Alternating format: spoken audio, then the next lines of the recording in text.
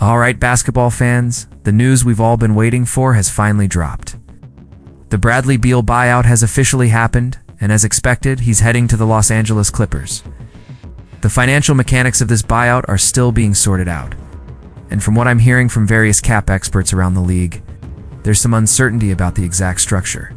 The most likely scenario we're looking at is a waive and stretch provision, which would mean the Phoenix Suns would be paying Bradley Beal approximately $19 million per year over the next 5 seasons. That's a significant long-term commitment for a player who's no longer on their roster. Now, if you've been following the rumors and the breadcrumbs, this move shouldn't come as a complete shock. The writing was on the wall, especially after we saw the Clippers make that strategic trade, moving Norm Powell out of the picture. That move essentially cleared the path for what we're seeing today. But here's where things get interesting, and honestly, a little bit complicated. However, and this is important, nothing is set in stone yet. There's still a possibility that the Suns could structure this differently, potentially just paying him for the original 2 years on slightly reduced money. The uncertainty here is what makes this situation so fascinating from a salary cap perspective. We're essentially watching NBA front offices navigate complex financial waters in real time. So let us wrap this up with some final thoughts on the Bradley Beal buyout and what it means for both franchises moving forward. For the Phoenix Suns, this represents both an ending and a beginning. It's the end of a failed experiment. A recognition that sometimes, even when you have talented players, the fit just doesn't work. The relationship had soured beyond repair, and both sides needed to move on for their own benefit. If Kawhi Leonard can stay healthy, if Bradley Beal can stay on the court, if all the pieces can come together at the right time, this could be a championship-level team. But that's a lot of ifs in a conference that's going to be absolutely brutal. The financial implications are significant, whether it's the waive and stretch or another structure. The Suns are going to be dealing with the consequences of this move for years to come. But sometimes in the NBA, you have to make tough decisions to create flexibility and opportunities for the future. Even if they're painful in the short term, they're betting that they can maximize Bradley Beal's talent within their defensive system and championship-caliber infrastructure. They hoping that the addition of both Bell and Collins gives them the offensive firepower to compete with the elite teams in the Western Conference. The Western Conference is loaded, the competition is fierce, and every move matters. This should be a fascinating season to watch unfold. For the Clippers, this is a calculated risk that could pay off tremendously. The health factor remains the biggest question mark. Basically, they got some more talent in the door, they got it for very cheap, and now we get to see if they can put it all together. Now, let's talk about the reality of where the Phoenix Suns find themselves moving forward. Because honestly, it's not a pretty picture. Regardless of who's on their books over the next several seasons, this team is going to be in a tough spot. They've made some moves to try to address their issues. The relationship between him and the organization had deteriorated to the point where both sides wanted out. Didn't want to get traded initially. They clearly wanted to deal him. But he had that no-trade clause that gave him significant leverage. The bottom line is that he just wasn't the right complementary player alongside Kevin Durant and Devin Booker. The Suns needed more defense, better passing, improved rebounding, and just overall more well-rounded players. Dillon Brooks should bring them some much-needed defensive energy and grit. There's hope that Jalen Green can make a significant leap in his development. Maybe Malawach can have an immediate day-one impact. There's optimism that Mark Williams will stay healthy and contribute significantly in terms of scoring and rebounding. And look, we all know Devin Booker is going to be absolutely fantastic. That guy's a legitimate superstar, one of the best scorers in the league, and he's going to put up numbers regardless of who's around him. But here's the kicker, and this is the part that should really worry Suns fans. They do want control their own draft pick for a very long time. Some years their picks are locked into protections, and for other years they just don't have a pick at all. This is the cost of those win-now moves they made in previous seasons. The whole Bradley Beal situation had clearly soured beyond repair. Let's dive deeper into what this buyout means financially for the Phoenix Suns. Because honestly, this is where things get really wild. If the Suns end up going with that waive and stretch option I mentioned, they'd be looking at paying Bradley Beal around $19 million annually for the next 5 seasons. Now I want you to think about that for a second. That's dead money sitting on their salary cap for half a decade. That's money that could have been used to sign other players, to make trades, to improve the roster in meaningful ways. But here's the thing that's got me scratching my head. I'm seeing Shams Charania doing what appears to be a bit of a spin job for the Suns on social media, emphasizing how this move saves them money right now. You can't make moves. You can't improve your roster. You're basically stuck with what you have. So in that sense, this buyout does give Phoenix some immediate breathing room.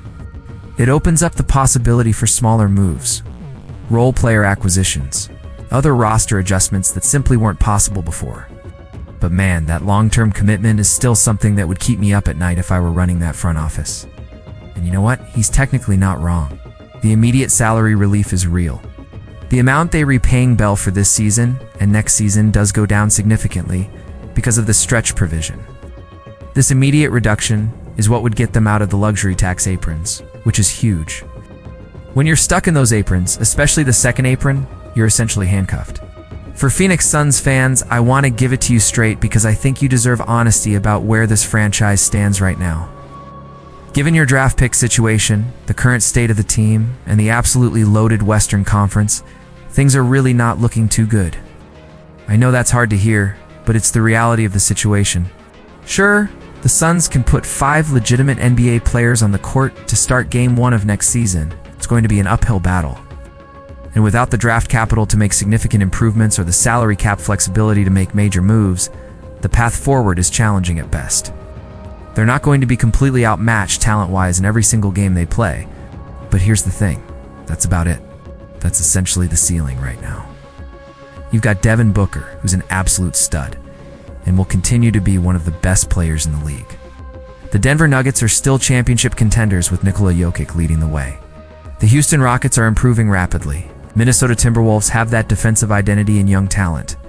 The Lakers are always going to be competitive with LeBron James and Anthony Davis. The Golden State Warriors still have that championship DNA. The San Antonio Spurs are building something special with Victor Wembanyama. You've got Kevin Durant, who even at his age is still incredibly skilled and can take over games. But beyond that core, the depth is questionable. The defensive identity is unclear, and the financial flexibility is extremely limited. The Western Conference is absolutely brutal right now. You've got teams like the Oklahoma City Thunder who are young, talented, and on the rise. In this environment, where does Phoenix realistically fit? Now, let's shift our focus to Bradley Beal himself, because I think there's been some unfair criticism of him over the last couple of seasons. I've seen a lot of takes calling Bradley Beal a bad player, and honestly, that's just not accurate. If you look at his production this past season, he was a very efficient 17 points per game player. What wasn't there in Phoenix was the right fit, the right system, and the right supporting cast. Sometimes in the NBA, it's not about whether a player is good or bad in isolation. It's about whether they fit with their teammates and within the system their team is trying to run. That's nothing to scoff at, especially considering the dysfunction that was surrounding the Phoenix situation. And remember, they're getting Bradley Beal on a much cheaper deal than what the Suns were paying him. From a value perspective, that's a pretty compelling proposition. There's a legitimate concern about his injury history. He's missed a significant amount of games throughout his career, and availability is perhaps the most important ability in professional sports. But when he's on the court, the guy can absolutely play. He's versatile offensively, he can play with the ball in his hands, he can play without the ball, he can attack off the catch, and you can put him in pretty much any off-ball set you want to run. The skill set is still there. The shooting ability is still there. The basketball IQ is still there. For the Clippers, this becomes a really interesting question. Would you rather have Norm Powell, or would you rather have Bradley Beal and John Collins? So how exactly does Bradley Beal fit in with the Los Angeles Clippers? I think when you break it down, it's actually pretty straightforward. It's a proven shot maker who is stepping into an infrastructure that's built around being a really good defensive team. The system and the supporting cast can cover for individual defensive limitations. His rim protection and defensive communication can cover for a lot of perimeter weaknesses. Oh, I will say that from a lineup perspective, going from one guy that you have to plan around defensively with Powell to now 2 guys with Bell and Collins, something they all have to work through. Neither Bell nor Collins are considered strong defensive players. That's not necessarily a criticism, it's just the reality of their skill sets. That defensive foundation is crucial because it means Bell doesn't have to be the guy carrying the load on that end of the floor. Assuming that Ivica Zubac holds up and continues to be the anchor he's been, that means the bench is still going to be solid defensively. Zubac is going to be awesome protecting the basket. He is one of the more underrated defensive centers in the league. You've got Derrick Jones Jr., who's a legitimate wing defender. Chris Dunn brings that defensive intensity and versatility. Kawhi Leonard, when healthy, is still one of the best two-way players in the game. And let's not forget, Jeff Van Gundy's defensive schemes have already shown their effectiveness. Even last season, when you had James Harden and Norm Powell together, they were still a really good defensive team overall. But here's the thing. Zubac was so good on defense this past season that they were probably going to be fine no matter how they arranged the lineups. The elephant in the room when discussing the Clippers' championship aspirations is the health factor, and it's something we have to address honestly. We're about to embark on another season of asking the question, can Kawhi Leonard stay healthy? And it puts enormous pressure on the rest of the roster to carry the load. He provides that offensive floor that keeps the team competitive even when other guys are out. His chemistry with Zubac has been really impressive, and that two-man game gives them something to hang their hat on offensively. Now you combine that with the legitimate fear of Bradley Beal missing games. He's had his own injury concerns throughout his career. You're relooking at a situation where your two highest-paid players might not be available for extended stretches. It was fantastic to see him in the playoffs this past year, showing flashes of that two-way dominance that made him a championship-level player. But we're going to go through this anxiety-inducing process again. That's a lot of responsibility to put on a player who's not getting any younger. The depth additions, like getting another pick-and-roll partner in Collins and having Bogdan Bogdanovic for some additional offensive juice, should help. But the health question remains the biggest variable. Kawhi played only 30-something games this past season. That's a significant portion of the regular season missed. This is where James Harden becomes absolutely crucial. He's still able to be such a stabilizing pick-and-roll creator during the regular season. But here's my concern.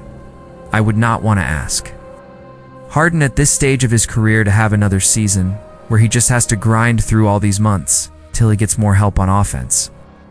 When we start thinking about the playoffs, and yes, I'm jumping the gun pretty hard here, since we've got a whole regular season to get through. The real question for the Clippers becomes about lineup construction and matchup flexibility. What Chris Dunn does defensively, Bradley Beal absolutely cannot do. Dunn brings that perimeter pressure, that ability to guard multiple positions, that defensive intensity that can change the complexion of possessions. Suddenly, even with how great Zubac is, you need a little more perimeter defense.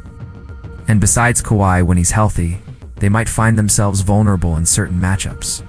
The Western Conference playoffs are going to be brutal, and every possession matters. If you can find ways to still maintain that defensive identity while finding more minutes for a guy like Bell rather than a guy like Chris Dunn, especially in crucial fourth-quarter stretches where you really need some, more offense that could be the difference between winning and losing playoff series.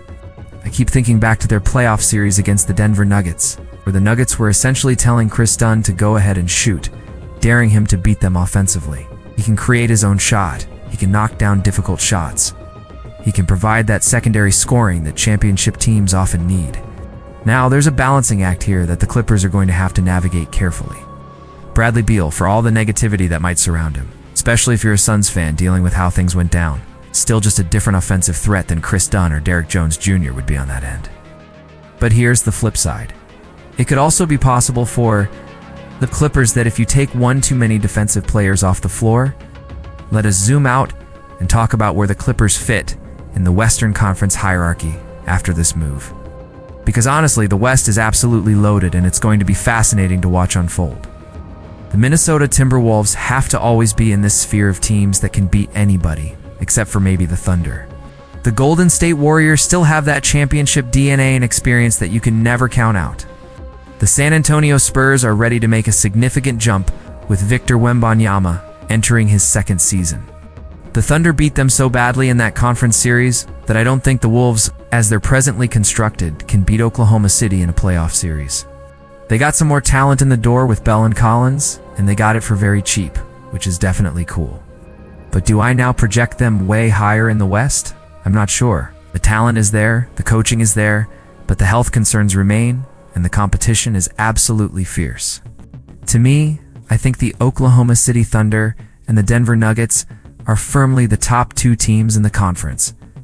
The Thunder are young, they're hungry, they've got incredible depth, and they're only going to get better. The Nuggets still have Nikola Jokic, who's the best player in the world, and they know how to win when it matters most. After those two, I think you're looking at teams like the Houston Rockets, who are building something special with their young core.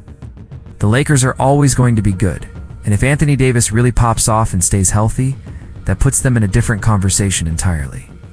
Where do the Clippers fit in all of this?